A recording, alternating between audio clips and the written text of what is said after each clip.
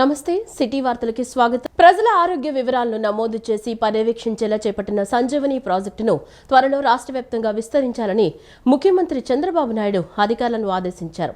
ప్రస్తుతం చిత్తూరు జిల్లాలో pilot project అమల్లో ఉందని, ఈ క్రమంలో దీనిపై పూర్తి స్థాయిలో శ్రద్ధ తీసుకోవాలన్నారు. ప్రతి నియోజకవర్గంలో ఒక సూపర్ స్పెషాలిటీ ఆసుపత్రి ఉండాలని, నియోజకవర్గాల్లో మల్టీ స్పెషాలిటీ ఆసుపత్రుల నిర్మాణానికి అవసరమైన చర్యలు త్వరగా చేపట్టాలని సీఎం దిశానిర్దేశం చేశారు. ప్రజల ఆరోగ్య వివరాలను నమోదు చేసి పర్యవేక్షించేలా చేపట్టిన సంజీవని ప్రాజెక్టును త్వరలో రాష్ట్ర వ్యాప్తంగా విస్తరించాలని ముఖ్యమంత్రి చంద్రబాబు నాయుడు అధికారులను ఆదేశించారు. ప్రజారోగ్యాన్ని మెరుగుపరిచేలా క్షేత్రస్థాయిలో వివిధ ప్రణాళికల్ని చేపట్టాలని సీఎం దిశానిర్దేశం చేశారు. బుధవారం రాష్ట్ర సచివాలయంలో వైద్యారోగ్య శాఖపై సీఎం చంద్రబాబు సమీక్షించారు. ప్రస్తుతం చిత్తూరు జిల్లాకు విస్తరించిన సంజీవని ప్రాజెక్టును రాష్ట్ర వ్యాప్తంగా అమలు చేసేలా రాష్ట్ర ప్రభుత్వం ప్రణాళికలు చేపడుతున్న క్రమంలో పైలట్ ప్రాజెక్టు అమలు తీరును అధికారులు సీఎం దృష్టికి తెచ్చారు. వచ్చే ఏప్రిల్ నుంచి రాష్ట్రంలో యూనివర్సల్ హెల్త్ పాలసీ అమల్లోకి రానున్న క్రమంలో ఎలాంటి చర్యలు తీసుకుంటున్నారనే అంశంపై ముఖ్యమంత్రి ఆరా తీశారు. ఈ సందర్భంగా ముఖ్యమంత్రి చంద్రబాబు మాట్లాడుతూ, సంజీవిని ప్రాజెక్టు త్వరలో రాష్ట్ర స్థాయిలో అమలు చేయబోతున్నాం. ప్రస్తుతం చిత్తూరు జిల్లాలో పైలట్ ప్రాజెక్టు అమల్లో ఉందని, ఈ క్రమంలో దీనిపై పూర్తి స్థాయిలో శ్రద్ధ తీసుకోవాలన్నారు. టెక్నాలజీని అందుబాటులోకి తెచ్చి నాణ్యమైన వైద్య సేవలను ప్రజలకు అందించే లక్ష్యంతో ఈ ప్రాజెక్టు చేపడుతున్నాం. శిశువుల నుంచి వృద్ధుల వరకు సంజీవని ప్రాజెక్టు ద్వారా వైద్య సేవలు అందాలి. ప్రజల హెల్త్ రికార్డులను డిజిటలైజ్ చేసేలా ఈ ప్రాజెక్టును రూపొందిస్తున్నాం. ప్రజలకు వైద్య సేవలు అందించడంతో పాటు ఆరోగ్యంపై అవగాహన కల్పించేలా ఈ ప్రాజెక్టును తీర్చిదిద్దుతున్నాం. ఆరోగ్యాన్ని కాపాడుకునేందుకు ఎలాంటి ఆహారం తీసుకోవాలి, పోషకాహారాల వల్ల ఉపయోగాలేంటి అనే అంశంపై ప్రజలకు అవగాహన కల్పించాల్సి ఉంటుంది. మొబైల్ యాప్ ద్వారా ప్రజలకు ఆరోగ్యంపై అవగాహన కల్పించేలా చూస్తున్నాం. న్యూట్రిషన్ యాప్ కూడా ప్రజలకు అందుబాటులోకి తీసుకురావాలి అని సీఎం అన్నారు. ప్రజారోగ్యం ప్రధాన అజెండాగా సంజీవని ప్రాజెక్టును చేపట్టాం. ప్రభుత్వం దగ్గరున్న డేటాను ఆధారంగా తీసుకుని ప్రజల ఆరోగ్యంపై విశ్లేషించడంతో పాటు ప్రజల వద్దకు వెళ్లి శాంపిల్ సర్వేలు చేపట్టాలి. అప్పుడు ప్రజారోగ్యంపై పూర్తి స్థాయిలో అంచనాకు రావడానికి వీలుంటుందన్నారు. సిటిజన్ హెల్త్ స్క్రీనింగ్ అనే అంశాన్ని ప్రాధాన్యతగా తీసుకోవాలి. దీంట్లో భాగంగా 72.73 లక్షల మందికి హెల్త్ స్క్రీనింగ్ పరీక్షలు చేయాలని, ప్రజల ఆరోగ్యానికి సంబంధించిన డేటా ప్రభుత్వం వద్ద సిద్ధంగా ఉండాలన్నారు. Anaemia, cardiac, diabetic, kidney, liver వంటి రోగాలపై స్టడీ చేయాలన్నారు. ఎవరైనా రిస్క్ కేటగిరీలో ఉంటే వారిని అలర్ట్ చేసి మెరుగైన వైద్య సాయం అందేలా చూడాలని, ఇక సాధారణ ప్రజల్లో కూడా ఆరోగ్యం పట్ల అవగాహన కల్పించాలని సూచించారు. రాజధాని అమరావతి నిర్మాణ పనుల్లో ప్రభుత్వం వేగం పెంచింది. తుళ్లూరులో జరిగిన గ్రామ సభలో పాల్గొన్న మంత్రి నారాయణ స్థానిక ఎమ్మెల్యే శ్రావణ్ కుమార్తో కలిసి ప్రజల నుంచి వినతులు స్వీకరించారు. రాజధాని గ్రామాల్లో మౌలిక వసతుల కల్పనపై ప్రజల అభిప్రాయాలను అడిగి తెలుసుకున్నారు. ఇదే క్రమంలో పెదపరిమి సమీపంలోని పొట్టి శ్రీరాములు స్మృతివనం పనులను పర్యవేక్షించిన మంత్రి మార్చి 16 నాటికి విగ్రహం సిద్ధం కావాలని అధికారులను ఆదేశించారు. రాజధాని అమరావతి అభివృద్ధి పనులను ప్రభుత్వం అత్యంత వేగంగా ముందుకు తీసుకెళ్తోంది. తుళ్లూరులో నిర్వహించిన గ్రామ సభలో మంత్రి నారాయణ, ఎమ్మెల్యే శ్రవణ్ కుమార్ పాల్గొని ప్రజల నుంచి వినతులు స్వీకరించారు. ఈ సందర్భంగా మంత్రి మాట్లాడుతూ, భూములిచ్చిన రైతుల అభిప్రాయాల మేరకే గ్రామాల్లో మౌలిక వసతుల కల్పన చేపడుతున్నామని స్పష్టం చేశారు. రాజధాని నిర్మాణంతో పాటు గ్రామాల్లోనూ భారీ ఎత్తున అభివృద్ధి పనులు జరుగుతున్నాయని ఆయన పేర్కొన్నారు. ముఖ్యంగా రవాణా సౌకర్యాల మెరుగుదలకు ప్రాధాన్యత ఇస్తున్నట్లు మంత్రి తెలియజేశారు. సీడ్ యాక్సిస్ రోడ్ నిర్మాణానికి అవసరమైన భూసేకరణ కోసం ఇప్పటికే నోటిఫికేషన్ జారీ చేశామని, రోడ్ల నిర్మాణానికి ఆటంకంగా ఉన్న మరో 400 ఎకరాల భూసేకరణ కోసం కసరత్తు చేస్తున్నామని వెల్లడించారు. మరోవైపు పెదపరిమి సమీపంలో నిర్మిస్తున్న అమరజీవి పొట్టి శ్రీరాములు స్మృతి వనం పనులను మంత్రి పరిశీలించి మొదటి స్లాబ్ పనులను ప్రారంభించారు. పొట్టి శ్రీరాములు మెమోరియల్ ట్రస్ట్ ఆధ్వర్యంలో జరుగుతున్న ఈ పనులను వేగవంతం చేసి మార్చి 16 నాటికి విగ్రహాన్ని ఏర్పాటు చేయాలనే లక్ష్యంగా పెట్టుకున్నట్లు తెలియజేశారు. అమరావతిలో భూములు పొందిన ప్రైవేట్ సంస్థలు కూడా తమ పనులను వేగవంతం చేశాయని, రైతులకు ఇచ్చిన మాట ప్రకారం రాజధానిని సర్వాంగ సుందరంగా తీర్చిదిద్దుతామని మంత్రి నారాయణ పునరుద్ఘాటించారు. అమరజీవి పొట్టి శ్రీరాములు మెమోరియల్ ట్రస్ట్ వాళ్ళు ముందుకొచ్చి మేము ఒక పొట్టి శ్రీరాములు శృతివనం ఒకటి మేము ఏర్పాటు చేస్తాము, కట్టిస్తామంటే 6.8 ఎకరాల స్థలాన్ని క్యాబినెట్లో పెట్టి అప్రూవ్ చేయడం జరిగింది. అప్రూవ్ చేయగానే ఇమ్మీడియట్గా వాళ్ళు ఆ యొక్క విగ్రహాన్ని పెట్టడానికి 58 అడుగుల విగ్రహం, ఎందుకంటే ఆయన 58 రోజులు నిరాహార దీక్ష చేసి తన ప్రాణాలు అర్పించి తెలుగు వాళ్ళకంటూ ఒక రాష్ట్రాన్ని ఇవ్వటం, అంతేకాకుండా భారతదేశంలో కూడా వాళ్ళ యొక్క భాష సంయుక్త రాష్ట్రాలు ఏర్పడటానికి కారకుడైన వ్యక్తి. అటువంటి గొప్ప వ్యక్తికి ఒక మంచి యొక్క స్మృతి మనం కట్టాలనే విగ్రహాన్ని చేస్తే వెంటనే ఇవ్వడం జరిగింది. దాని మీద యాక్చువల్గా ఈ ఆర్గనైజేషన్ టేకప్ చేశారు. వాళ్ళు చాలా ఫాస్ట్గా ఈ వర్క్ చేస్తున్నారు. నేను యాక్చువల్గా ఇవాళ చూడటానికి వచ్చాను. ఎంతవరకు చేశారు? 6.8 ఎకరాల్లో కడతామన్నారు, మాట ఇచ్చారు.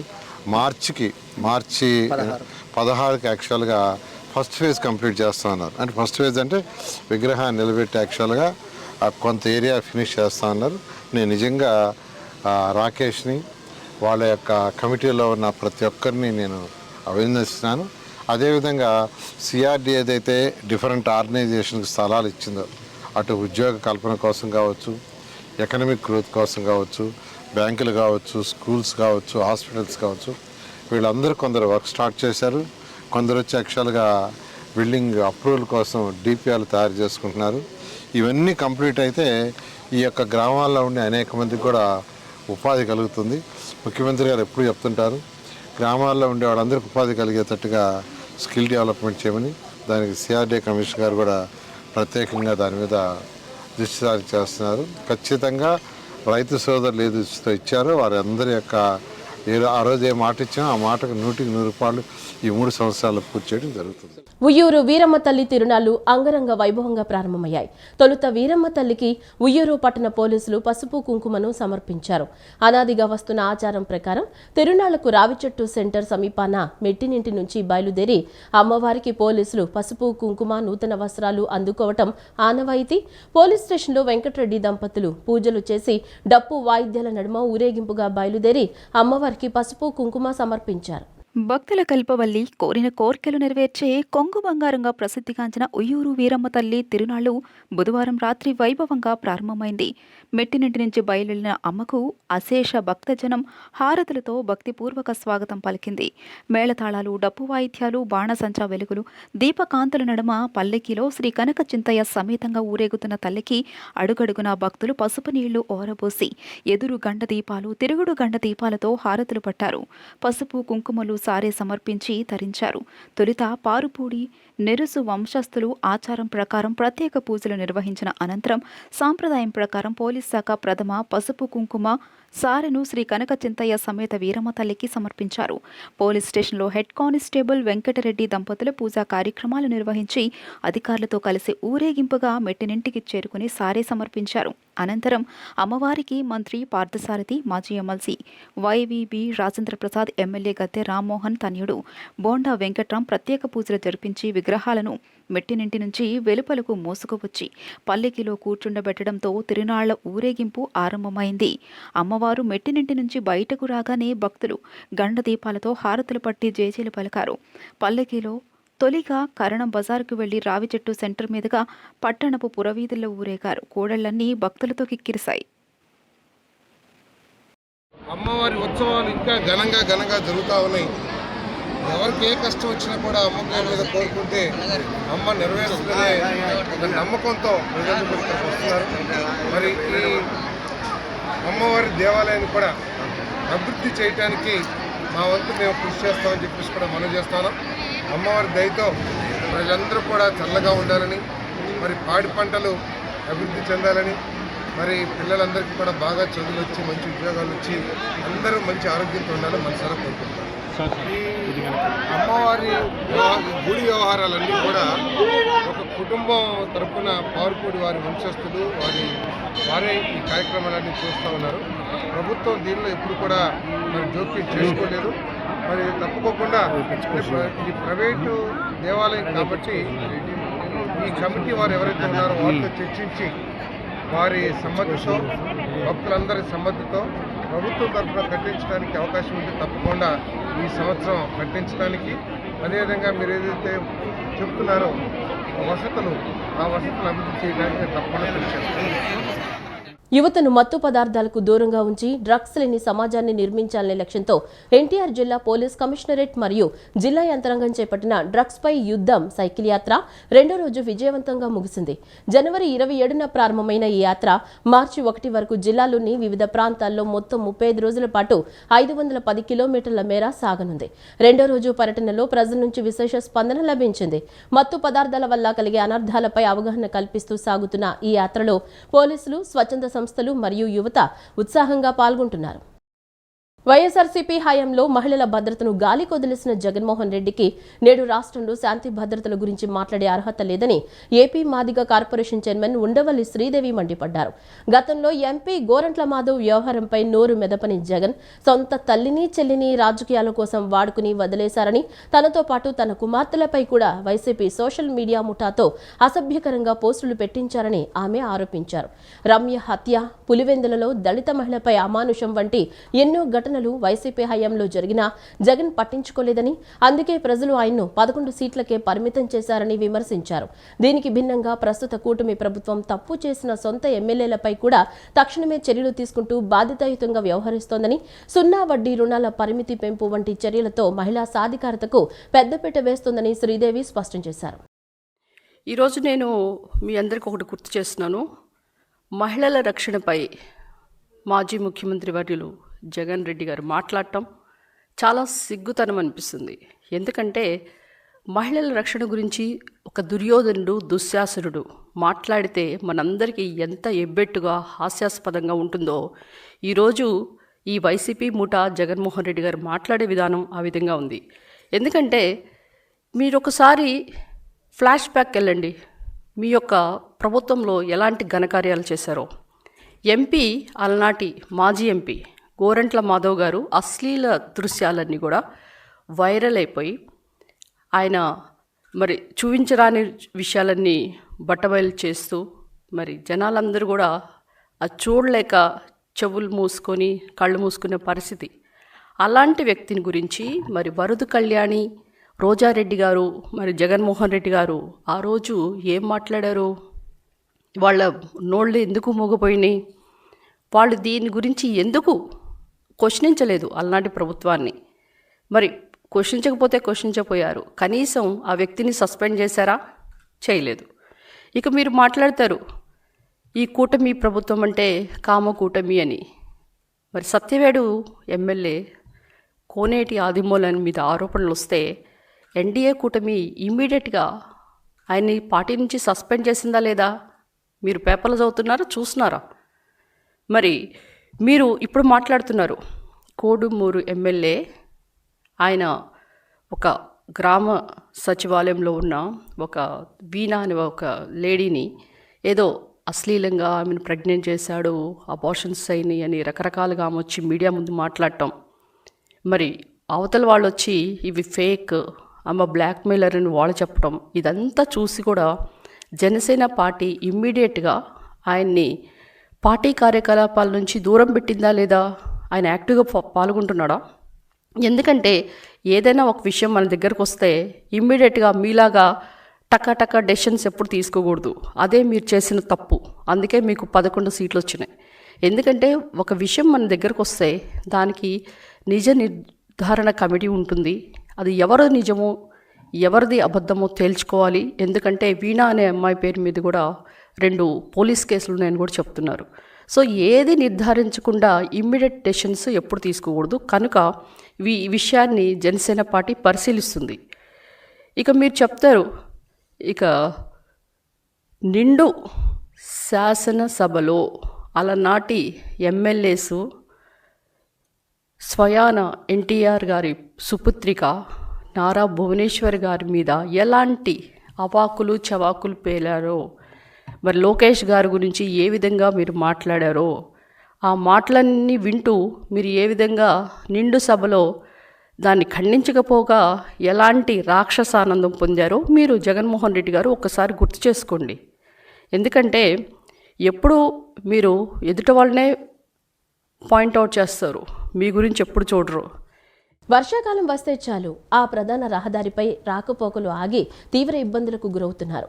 గన్నవరం నియోజకవర్గంలోని ఉంగుటూరు మండలం లంకపల్లి వద్ద ఉన్న బొడమేరు వాగుపై వంతెన పరిస్థితి గతంలో టీడీపీ పాలకులు శంకుస్థాపన చేస్తే వైసీపీ ప్రభుత్వం వచ్చాక నూతన వంతెన నిర్మాణానికి దిమ్మల నిర్మించి వదిలేశారు. ఇప్పటి కూటమి ప్రభుత్వం అయినా ఆ సగం నిర్మాణాన్ని పూర్తి చేసి వరదల సమయంలో రవాణా జరిగేటట్లు చూడాలని కోరుతున్న ప్రయాణికులు, గ్రామస్తులపై ప్రత్యేక కథనం. ఉంగుటూరు మండలంలోని లంకపల్లి వద్ద బ్రిటిష్ కాలం నాడు నిర్మించిన బుడమేరు వాగుపై వంతెన నేడు శిథిలావస్థకు చేరింది. మొదటిగా టీడీపీ ప్రభుత్వం ఉన్న సమయంలో నారా లోకేష్ మంత్రిగా ఉన్న సమయంలో నూతన వంతెన నిర్మాణానికి లోకేష్ అట్టహాసంగా శంకుస్థాపన చేశారు. చేసిన నిర్మాణానికి నోచుకోలేదు. ఆ తర్వాత వైసీపీ ప్రభుత్వం వచ్చాక కార్యరూపం దాల్చి నూతన వంతెన నిర్మాణానికి స్వీకారం చుట్టి దిమ్మల వరకు నిర్మాణం చేసి వారు వదిలేశారు. ఈ వంతెన నిర్మాణం జరిగేనా లేక జరగదా అని అనుమానం స్థానికుల్లో నెలకొంది. ఈ వంతెన ఉయ్యూరు హనుమాన్ జంక్షన్ వెళ్లటానికి ప్రధాన రహదారి ఇదే. ఉంగుటూరు మండలంలో ఉన్న ఆఫీసులకు వెళ్లాలన్న వర్షాకాలంలో వంతెనపై నీళ్లు వెళ్లి వారం 10 రోజులు దారి లేక చాలా ఇబ్బందులు పడుతున్నామని స్థానికులు ఆవేదన వ్యక్తం చేస్తున్నారు. అంతేకాకుండా హనుమాన్ జంక్షన్ పరిసర ప్రాంతాల్లో చెరుకు వేస్తున్న రైతులు ఉయ్యూరుకి లారీల్లో తరలించాలన్నా, ఉయ్యూరు నుంచి ద్వారకా తిరుమలకు వెళ్లే భక్తులకు బస్సులు వెళ్లాలన్నా ఈ రహదారి నుంచే వెళ్తాయని, వర్షాకాలం సమయంలో ఇవన్నీ ఆగిపోతున్నాయని స్థానిక రైతులు అంటున్నారు. ఇప్పటికైనా ఈ కూటమి ప్రభుత్వం సగం నిర్మాణం జరిగి ఆగిపోయిన వంతెనను పునరుద్ధరించి వర్షాకాలం వచ్చినా వరదలు వచ్చినా ప్రయాణాలు సాఫీగా సాగే విధంగా చూడాలని రహదారి ప్రయాణికులు, స్థానిక గ్రామస్తులు కూటమి ప్రభుత్వానికి విజ్ఞప్తి చేస్తున్నారు. స్థానికులు రహదారి ప్రయాణికుల విజ్ఞప్తిని విని కూటమి ప్రభుత్వం వంతెన నిర్మాణాన్ని పూర్తి చేస్తారని మనము ఆశిద్దాం. గత 53 సంవత్సరాల నుంచి నేను ఈ వంతెన మీద ప్రయాణం చేస్తున్నాను. ఈ బుడమేరు వంతెన మీద వర్షాకాలం వచ్చిందంటే చాలా ఇబ్బందిగా ఉంటుంది. లోగడ వెనకైతే 30 ఏళ్ల క్రితం అయితే తాటిపోతల మీద ప్రయాణం చేసాం. తర్వాత కొంతకాలం పడవ మీద ప్రయాణం చేసాం. 2 నెలలు 3 నెలలు బుడమేరు వచ్చి ఉండేది. ప్రయాణికులు చాలా అసౌకర్యానికి గురయ్యారు. అటు ఎటు రహదారి లేదు. ఏ ఊరు వెళ్ళాలన్నా ఇందుపల్లి రైల్వే స్టేషన్కి వచ్చి ట్రైన్కి వెళ్ళాల్సిందే. అప్పుడు రహదారులు ఎక్కడా లేవు. ప్రయాణాలు చాలా ఇబ్బంది పడేవాళ్ళు. అలాగే ఇప్పుడు జంక్షన్ షుగర్ ఫ్యాక్టరీ నుంచి జంక్షన్ నుంచి ఉయ్యూరు షుగర్ ఫ్యాక్టరీకి కొన్ని వందల లారీలు, ట్రాక్టర్లు ఎంతో చెరుకు అంతా తీసుకుని వెళ్తారు. కానీ ఈ రహదారి గురించి ఎవరు పట్టించుకోవట్లేదు. నారా లోకేష్ గారు లోకల్ టీడీపీ గవర్నమెంట్లో శంకుస్థాపన చేశారు. తర్వాత ఇప్పుడు దిమ్మలు కట్టారు, మళ్ళీ స్లాబ్ వేయలేదు. దయచేసి స్లాబ్ వేసి ఈ రహదారి సౌకర్యం సమకూర్చవలసిందిగా కోరుతున్నాము. మాది ముక్కపాడండి. ఈ ఉంగుటూరు, ఉయ్యూరు, తేలప్రోలు రహదారి పైన ఉన్న ఈ బుడమేరు వంతెన ఈ వరదల వల్ల చాలా కాలం శిథిలావస్థలో ఉండిపోయింది. ఎప్పుడో బ్రిటిష్ వాళ్ళు కట్టించింది కాబట్టి ఈ రైతులకి చాలా ఇబ్బందిగా ఉంది. మీరు తక్షణమే ఈ రైతుల ఆందోళన గ్రహించి అధికారులు కొంత తొందరగా కొన్నేళ్ల క్రితం ఈ వంతెన ప్రారంభించారు. ఇప్పుడు శిథిలావస్థలో ఉండిపోయింది, దాన్ని ఆపేశారు. మీరు తక్షణమే సంధించి ఈ అధికారులు కానీ కలెక్టరేట్ కానీ తక్షణమే ఈ రైతులకి, ఎందుకంటే ఇది చాలా కొన్ని పెద్ద పెద్ద వాహనాలు, ఈ చెరుకు బండ్లకు కానీ స్కూల్ పిల్లలకు కానీ చాలా ఇబ్బందిగా ఉంది. మీరు తక్షణమే గుర్తించి ఈ వంతెన పునరుద్ధరణ చేయాలని ప్రభుత్వ అధికారులు కోరుతున్నాం. సమాజంలో ట్రాన్స్జెండర్లపై వివక్ష తగదని, వారికి సమాన హక్కులు కల్పించాలని వక్తలు పేర్కొన్నారు. ట్రాన్స్జెండర్స్పై జరుగుతున్న వివక్షకు అద్దం పట్టేలా అదే ప్రేమ పుస్తకం ఉందన్నారు. సమాజంలో ట్రాన్స్జెండర్స్ ను గౌరవించాలన్నారు. గవర్నర్పేటలోని బాలోత్సవ్ భవన్ మొదటి అంతస్తులో అదే ప్రేమ పుస్తక పరిచయ సభ నిర్వహించారు. Samanvitha Kopuru trust comrade GRK Polavarapu సాంస్కృతిక సమితి సంయుక్త ఆధ్వర్యంలో కార్యక్రమాన్ని నిర్వహించారు. ఈ సందర్భంగా కేంద్ర సాహిత్య అకాడమీ అవార్డు గ్రహీత పి సత్యవతి, ఆకాశవాణి పూర్వ సంచాలకురాలు మంజులూరి కృష్ణకుమారి, పుస్తక సంపాదకురాలు అపర్ణ తోట పుస్తకాన్ని ఆవిష్కరించి ప్రసంగించారు. కృష్ణకుమారి మాట్లాడుతూ ట్రాన్స్జెండర్స్ పై జరుగుతున్న వివక్షకు అద్దం పట్టేలా పుస్తకం ఉందన్నారు. సాహితీ సేవకులు గోళ్ల నారాయణరావు మాట్లాడుతూ ట్రాన్స్జెండర్స్ ను గౌరవించాలన్నారు. కార్యక్రమంలో మొహమ్మద్ షకీలా బేగం, శాంతిశ్రీ, కోపూరి పుష్పాదేవి తదితరులు పాల్గొన్నారు. మనందరికీ తెలిసిన విషయమే, ఈ ప్రపంచంలో మనుషుల్లో ఆడవారు, మగవారు ఈ ఇద్దరే కాకుండా మూడవ వారు కూడా ఉన్నారు. వారిని తృతీయ ప్రకృతి అని చెప్పి మనం చాలా గౌరవంగా మనం పిలుచుకుంటాం. అటువంటి తృతీయ ప్రకృతికి సంబంధించిన వారి ఆ జీవన విధానాలకు సంబంధించి కానీ, వారు పొందుతున్న ఆ బాధలు కానీ, వారికి మనం ఇస్తున్న సమాజం పట్ల ఇస్తున్న గౌరవం కానీ, ఇవన్నీ చాలా విషయాలు ఉంటాయి. మనం కేవలం ఏంటంటే ఈ దళితులు, బహుజనులు ఇటువంటి వాళ్ళే వివక్షకు గురవుతున్నారు, ఇటువంటి వాళ్ళే అణిచివేతకు గురవుతున్నారని చెప్పి అంటారు. కానీ ఈ తృతీయ ప్రకృతికి సంబంధించిన వాళ్ళ బాధలు వర్ణనాతీతంగా ఉంటాయి.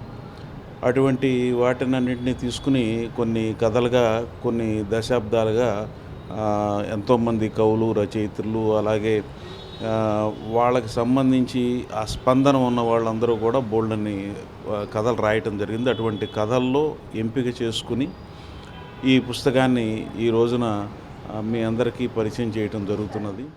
వాత్సాయనుడి చేత తృతీయ ప్రకృతిగా వర్ణించబడిన ట్రాన్స్జెండర్స్ మన సమాజంలో ఆది నుంచి ఉన్నారు. అదేవిధంగా వివక్షతకు కూడా లోనవుతూనే ఉన్నారు. సాహిత్యం ద్వారా సమానత్వం, సాధికారత, సాంస్కృతిక వికాసం అన్న లక్ష్యంతో ఏర్పడిన సమన్విత తెలుగు సాహిత్య చరిత్రలో ఉన్న లోటుని పూరిస్తూ ట్రాన్స్జెండర్స్పై మొట్టమొదటిగా కథానికల సంకలనం తీసుకురావడం జరిగింది. ట్రాన్స్జెండర్స్ యొక్క సమస్యలు, పరిష్కారాలు అన్న దిశగా కథల పోటీ నిర్వహించి 15 కథలు ప్లస్ మరి ఒక 4 కథలు కలిపి 19 కథలుగా మనం ఒక సంపుటిని తీసుకురావడం జరిగింది. అందులో సమాజంలో ట్రాన్స్జెండర్స్ ఎదుర్కొంటున్న సమస్యలను మేము ప్రధానంగా సమాజం దృష్టికి తీసుకొచ్చాం, పరిష్కారాలతో కూడినవి. ఇప్పుడు అదే ప్రేమ, ఇది కూడా ట్రాన్స్జెండర్స్కి సంబంధించిన పుస్తక సంకలనమే. అయితే తెలుగు సాహిత్య చరిత్రలో గత 100 సంవత్సరాల నుంచి దాదాపు 103 సంవత్సరాల నుంచి క్వియర్ గ్రూప్ మీద వచ్చిన కథలు ఏమిటి అన్న ఒక కుతూహలం దిశగా అపర్ణ తోట దృష్టి సారించి ఉంగుటూరు మండలం ఇందుపల్లిలో వేంచేసి ఉన్న శ్రీ సాయిబాబా వారి 25వ వార్షికోత్సవ ఉత్సవాలు ఘనంగా జరుగుతున్నాయి. ఈ ఉత్సవాలకు గన్నవరం శాసనసభ్యులు ప్రభుత్వ విప్ యార్లగడ్డ వెంకట్రావు హాజరు కానున్నారు. ఇందుపల్లి గ్రామం అంటేనే వంటలకు ప్రసిద్ధిగాంచిన గ్రామం కావటం విశేషం. ఈ నేపథ్యంలోనే విదేశాల్లో, ఇతర రాష్ట్రాల్లో స్థిరపడిపోయిన వంట వాళ్లందరూ ప్రతి ఏడాది జనవరి 29వ తేదీన జరిగే వార్షికోత్సవాలకు హాజరై మండలంలోని చుట్టుపక్కల గ్రామాలకు ప్రజలకు భోజనాలు ఏర్పాటు చేయడం ఆనవాయితీగా వస్తుంది. దేవాలయం వద్ద సాంస్కృతిక కార్యక్రమాలు ఏర్పాటు చేశారు. ఈ కార్యక్రమానికి పెద్ద సంఖ్యలో భక్తులు పాల్గొని జయప్రదం చేయాలని కోరారు. గత 25 సంవత్సరాలుగా మా ఇందుపల్లి గ్రామంలో సాయిబాబా వారి వార్షికోత్సవం ప్రతి సంవత్సరం కూడా అంగరంగ వైభవంగా వేలాది మందికి భోజనాల కార్యక్రమాలు అనేది ఏర్పాటు చేస్తూ ఉంటాము. మా ఊరు మొత్తం వంటోళ్ళేనండి.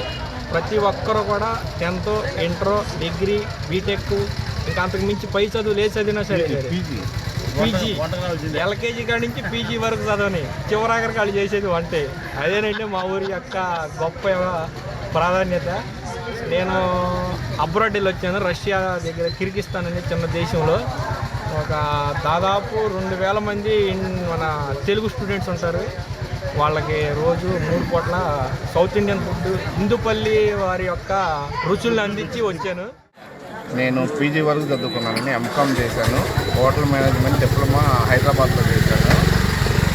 ఈ అందరి సహకారం చిన్నప్పటి నుంచి పెద్ద అయ్యేంత వరకు ఈ ఎన్విరాన్మెంట్ చూసి నేను కూడా ఆ ఫీల్డ్లోకి దిగిపోయాను అనమాట. యూరోపియన్ కంట్రీస్లో 4 కంట్రీస్కి వెళ్ళాను. అది కూడా వంట గురించి వెళ్ళాను. బాబిలోన్ రెస్టారెంట్లో 5 years వరకు వర్క్ చేశాను అనమాట. ఇప్పుడున్న మా ఊరు ప్రత్యేకత అంటే ఏమిటంటే బాబావారి వార్షికోత్సవం ప్లస్ అందరూ వంట వాళ్ళు కలిసి చేసుకునే పెద్ద పండుగ అండి మాది. ఇందుపల్లి అనేది పెద్ద పండుగ. చుట్టుపక్కల గ్రామం వాళ్ళు అందరూ వస్తారు, అందరూ సహకరిస్తారు. అందులో అందరూ భాగస్తులే. 3000 మంది వంట వాళ్ళు ఉంటారు. వంట వాళ్ళని ప్రమోట్ చేసుకుంటూ ఈ కార్యక్రమాలు చేస్తున్నాం. ప్రతి ఒక్క వంట వాళ్ళు 3000, ఈ 15,000 మందికి భోజనాలు అరేంజ్ చేసుకుంటూ ఈరోజు ప్రోగ్రాం జరుగుతుంది. ఈ ప్రోగ్రాంకి అందరూ వస్తారు. రేపు పొద్దున ఎమ్మెల్యే గారు కూడా వస్తున్నారు. ఎమ్మెల్యే గారు రావడం మాకు చాలా సంతోషం అనిపిస్తుంది. ఆ ఎమ్మెల్యే గారు వచ్చి మాకు ఆశీస్సులు ఇచ్చి వెళ్తూ ఉంటారు ప్రతి సంవత్సరం కూడా. యార్లగడ్డ వెంకటారు అదేవిధంగా ఈ ప్రతిరోజు 28వ తారీఖు, 29వ తారీఖు 2 రోజులు ప్రోగ్రాం అవుతుంది. 29వ తారీఖు మాత్రం పొద్దునపూట పూజలు, 4 గంటల కాడి నుంచి పూజలు, మధ్యాహ్నం 15,000 మంది భోజనాలు, సాయంత్రం 4ంటికి ఊరేగింపు కార్యక్రమం, నైటు రాత్రికి కల్చరల్ ప్రోగ్రామ్ ఉంటుంది. అక్కడితో అయిపోద్ది. ఒక్కరోజే ఉంటాం మొత్తం. అంత 1-2 రోజులు ఉంటాం. అంతకంటే ఎక్కువ ఉంటాం. అందరూ ఎక్కడ వెళ్ళిపోయి బిజినెస్ చేసుకుంటూ ఉంటాం. ఈరోజు వేణు అని చెప్పి మా బ్యాంక్ ప్రెసిడెంట్ వేణు మొత్తం అన్ని దేశాల్లోనూ ఉన్నారు. అన్ని విలేజెస్, అన్ని కంట్రీల్లోనూ, అన్ని సెంటర్లోనూ ఉన్నారు. ఇందులో ఇక్కడ జిల్లా వాళ్ళందరూ ఈరోజు పండగ గురించి అందరూ ఇక్కడికి వచ్చేస్తారు. ప్రముఖ అంతర్జాతీయ అథ్లెట్ మరియు అర్జున అవార్డు గ్రహీత ఎర్రజీ జ్యోతికి గ్రూప్ 1 ఉద్యోగం మరియు విశాఖపట్నంలో 500 గజాలు ఇంటి స్థలం మంజూరు చేయడం వలన క్రీడాకారులతో మరింత ఆత్మవిశ్వాసాన్ని కలిగిస్తోందని శాప్ చైర్మన్ రవినాయుడు అన్నారు. క్రీడల పట్ల దూరదృష్టితో పనిచేస్తున్న ముఖ్యమంత్రి చంద్రబాబు నాయకత్వంలో రాష్ట్ర ప్రభుత్వం అలాగే శాప్ కలిసి క్రీడాకారుల సంక్షేమం అభివృద్ధికి అత్యున్నత ప్రాధాన్యత ఇస్తూ నిరంతరం ప్రోత్సాహం అందిస్తున్నాయని తెలిపారు. క్రీడాకారులు దేశానికి రాష్ట్రానికి గర్వకారణమని పేర్కొన్నారు. ఎర్రజీ జ్యోతికి పెద్ద అన్నయ్యల అండగా నిలిచి ప్రతి దశలో ప్రోత్సహించిన ఐటీ శాఖ మంత్రి నారా లోకేష్ కు ప్రత్యేక కృతజ్ఞతలు తెలిపారు. క్రీడాకారులను ప్రోత్సహించడంలో మంత్రి నారా లోకేష్ ఎల్లప్పుడూ ముందుంటారని అన్నారు. ఈ నిర్ణయం ద్వారా క్రీడాకారులకు ఈ రాష్ట్ర ప్రభుత్వం శాప్ అండగా ఉంటాయని మరోసారి స్పష్టమైందని తెలిపారు. ఎర్రజీ జ్యోతికి అండగా నిలిచిన ముఖ్యమంత్రి చంద్రబాబు, డిప్యూటీ సీఎం కొణిదెల పవన్ కళ్యాణ్, మంత్రి నారా లోకేష్, రాష్ట్ర కేబినెట్ మంత్రులందరికీ శాప్ చైర్మన్ రవినాయుడు హృదయపూర్వక కృతజ్ఞతలు తెలిపారు. నా పేరు జ్యోతి ఎనర్జీ.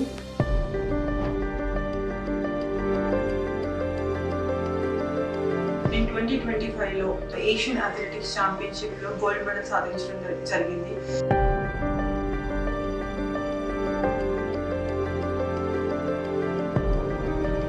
దాని తర్వాత నారా లోకేష్ అన్న నన్ను పిలిచి అభినందించారు. నెక్స్ట్ వచ్చే కాంపిటీషన్స్ కోసం ప్రిపేర్ అవ్వడానికి నాకు సపోర్ట్ అనేది ఇచ్చారు. రీసెంట్గా నాకు group 1 job and also land నాకు శాంక్షన్ అయింది.